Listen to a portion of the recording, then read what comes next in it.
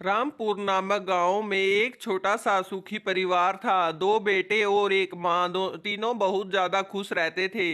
उनको उनकी माँ का खाना इतना पसंद था कि हर वक्त कुछ ना कुछ बनवाते रहते। उनकी माँ बोलती, अब तो बेटा तुम्हारी शादी की उम्र हो गई है, अब तो बहू को ले आओ, मेरा भी पीछा छुड़वा दो काम से।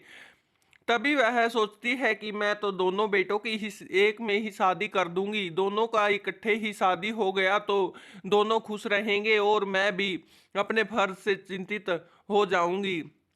ये ऐसा ही करके दोनों बेटों की शादी कर दी जाती है। दोनों बहुएं आ जाती हैं, लेकिन उनमें थोड़ी बहुत तकरार होने लग जाती है। एक को अलग अलग तरह के खाने बनाना पसंद था तो एक दाल चावल ओट्स वगैरह ऐसी ही चीजें बनाती थी। दोनों में ऐसे ही करते करते झगड़ा होने लग गया और दोनों अपने पतियों के कान भरने लगी। दोनों की ही सास ने अलग अलग रसोई कर दी।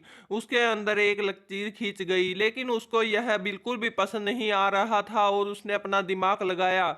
कभी वह बहू का सिलेंडर से गैस बाहर खिड़की से निकाल देती, कभी चावल निकाल लेती, कभी आटा निकाल लेती, तो दोनों का सामान जल्दी जल्दी खत्म होने लगा और दोनों बहुत ज्यादा पैसे मांगने लगे अपनी पतियों से। दोनों बोले, अब तुम ज्यादा ही खर्चा करने लग गई हो। बड़ा बेटा बोला कि मैंने तो आज तक ढंग का खाना भी नहीं खाया, कभी दाल कभी खिचड़ी ऐसे ही बनाती और इतना सामान इतना खर्च बढ़ गया है। अलग होने का क्या फायदा हुआ।